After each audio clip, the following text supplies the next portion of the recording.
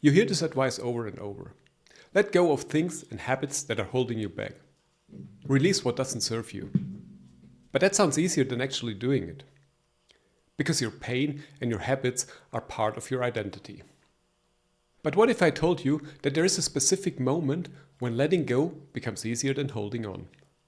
In today's video, I will share with you how you can reach this moment more quickly, and I will give you also some practical strategies and tips how you can overcome your habits, beliefs and pains that are no longer serving you. Let's start by understanding why is it so much harder to change than to hold on. Because actually, letting go is about gaining the freedom to embrace new possibilities. But it's also about giving up a part of ourselves. Because this is necessary to reinvent ourselves. But we as individuals, we often cling to past beliefs and actions, which leads to a reluctance to change our mindset or our perspective. Because we believe if we give up something of ourselves, we will become someone else. But we love ourselves too much to become a new person. And we don't really understand that this new person will still be us, but it will be a higher and even better and more developed version of ourselves. We also tend to believe that it is the consistency in our behaviors that gives us identity and self-esteem. Now, if we start to challenge this consistency in our beliefs and behaviors and actions, it can lead to the conclusion that we wasted our time. And therefore it's easier to remain our status quo, because that is what we're used to. And it was right all these years, so why should it suddenly be incorrect now or in the future? Another point is also that change is the unknown, the potentially higher risk. But is this really true? If we look on it with a very narrow perspective, that might be correct. If we continue doing the things that we know, and we make small steps every day, it's much less likely that we fall down or we fail. But we oversee the biggest risk if we reach the end of our lives and we look back and we ask ourselves, did I really live the life that I wanted to and that I should have to? And that is the risk of regret that one day will strike us. Now, if we jump into the adventure, into the unknown, into the change, there's always the risk of failing and falling down. But that's okay, because it doesn't mean the end of our lives. And the good thing is, after each of this failure, we can stand up again and we can continue to walk, and we will even learn from this experience and we will grow. Another big factor that we should think of letting go is also the burden on our shoulders, which is the expectations of other people. Today, more than ever, we depend on external validation, and therefore we sacrifice our self-exploration. Research shows that a significant portion of our daily decisions are influenced by other people's expectations. And this starts with simple examples like the clothes we wear, or the food we consume, or even the route to our work. But it ends with important decisions, like the decisions for our career or for our jobs, or even for our life partners. Let's do a quick exercise. Think about the last 5 decisions you made today. And how many of them were truly your choices, and how many of them were influenced by what other people expect from you. You got it? Then hold on to that thought. We will come back to that later. Now, the longer we carry this weight of expectations on our shoulders, the more it accumulates and the heavier it will feel. And the question now is, how long can you sustain this energy? And then I want to think you about one thing. How do you need more energy? By continuing carrying this weight, or by letting it go? And with energies, I'm really talking about different kinds of energies. There are mental energies, there are also emotional energies, but there are also energies that are affecting our time and our focus. Now, to let go of these things, we need a high initial energy, because we want to make a change. But this is a one-time energy, whereas continue to carrying the weight is a steady energy that in the best case stays the same as it is. Now, if I'm saying letting go drains less of our energy, why do we keep holding on? And that's where understanding our thinking pattern comes in. Our mind loves consistency and repeated processes. It doesn't really like changes or new ideas. And we are so familiar with these behaviors that we are often not even aware of them. There's a nice metaphor in NLP. Imagine you have a big field covered with fresh snow. And there's one path that you have to walk every day that's bringing you from point A to point B. It's very simple to walk on this path because it's already beaten. and there's no fresh snow, so it costs you much less energy to walk this path. But it takes an important thing from you, and this is your choice. Now, if you decide one day to walk a different path, of course the first day will be very difficult to walk in the fresh snow and to beat a new path. But after 2-3 days, the advantage is you have an alternative to the other way you walked. And that's great, because this gives you back your freedom to choose. If we come back to our pattern, there are 3 core patterns that keep us stuck. The first one is the loop thinker. This is the person who constantly replays past decisions. You are a loop thinker if you constantly replay past conversations in your head, or if you always second guess your decisions, or if you all the time have these thoughts like, what if I had done it differently? The problem with this pattern is that you're not actively seeking for a solution. To find out if this applies to you, think of a decision you're still replaying, and then ask yourself, has revisiting this thought changed the outcome even once? The second pattern is the future fearer. This is a person who is paralyzed by potential outcomes. And typical signs that you're a future fearer are if, for example, you create always detailed worst-case scenarios, or you're unable to make decisions, or, for example, if you need to plan for every possibility. To challenge this pattern, think about the last 10 things you worried about. How many of them actually happened exactly as you feared them? And the last person is the validation seeker. This is somebody who is addicted to external approval. Do you need others' approval before moving forward? Or does your mood depend on external reactions, like for example on likes, on comments on social media? For this person, happiness is like a phone battery. It always needs external charging to keep it going. Now, usually we are not in one or the other categories. Usually this is a mix and the pattern work together or they combine each other. And the first step to releasing these patterns is to recognize them. Now, how can we actually identify what no longer serves us? Everything that consistently drains more energy than gives us back is no longer serving us.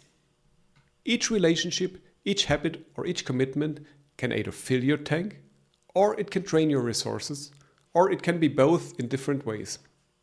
To check if something doesn't serve you, you can apply 3 mental filters. The first one is the growth filter. Ask yourself, has this element of my life grown with me, or am I outgrowing it? There are many habits that served us in the past, but eventually we don't need them anymore, so it's better to let go. The second filter is the joy meter. When was the last time this brought you really genuine joy and not just a temporary relief? And the third one is the future alignment.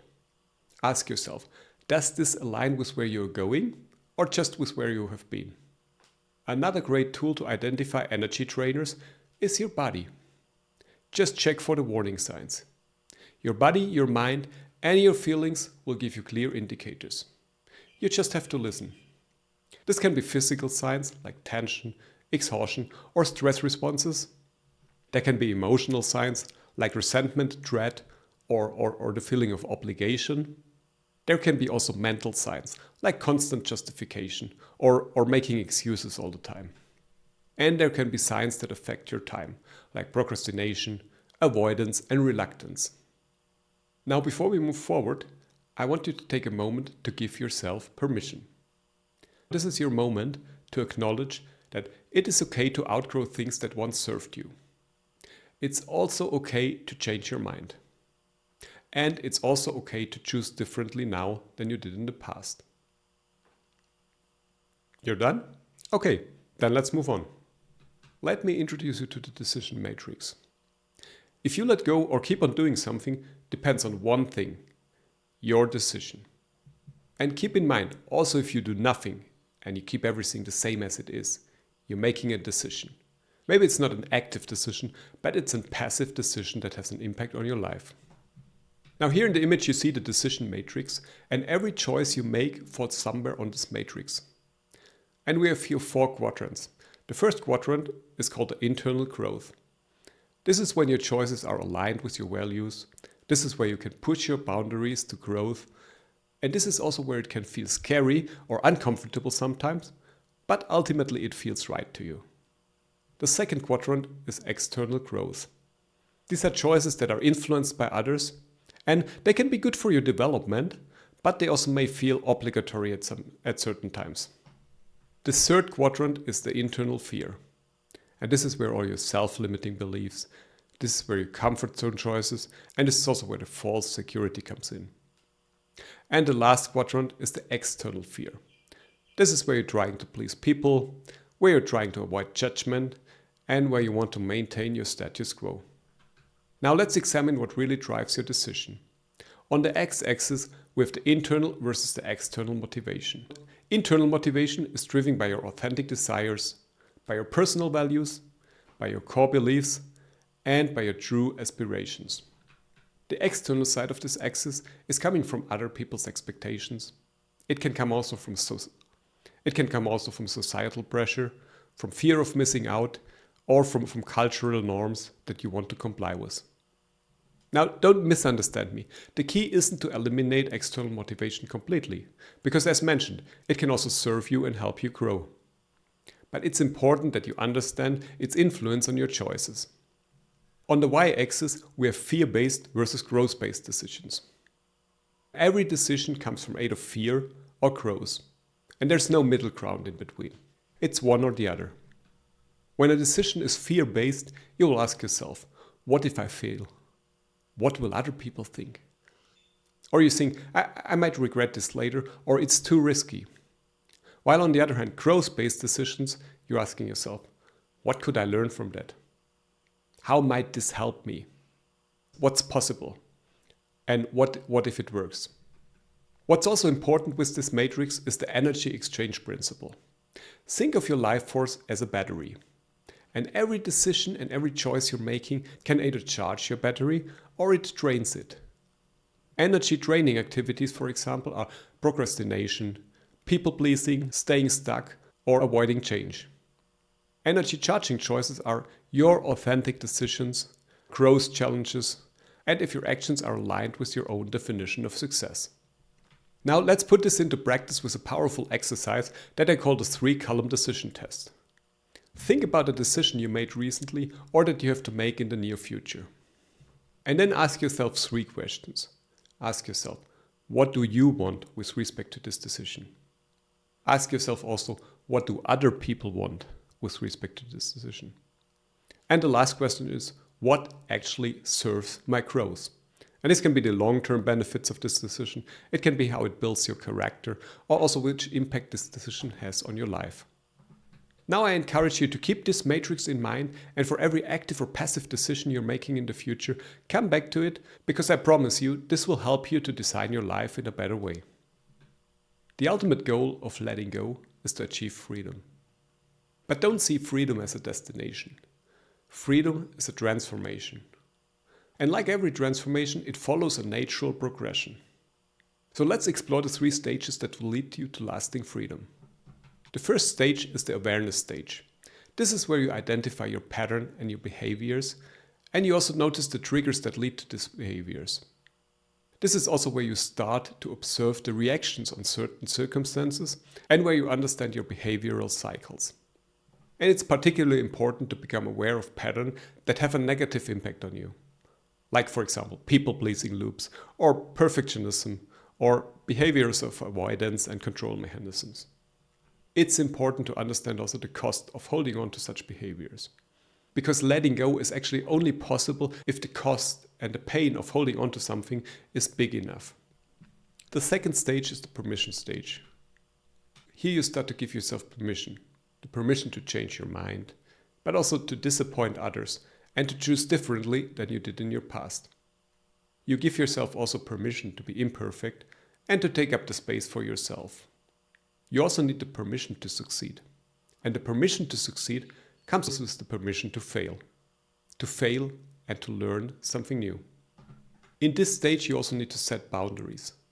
Boundaries with yourself, but also boundaries with other people. Boundaries with your time and with your energy, and basically with all of your resources.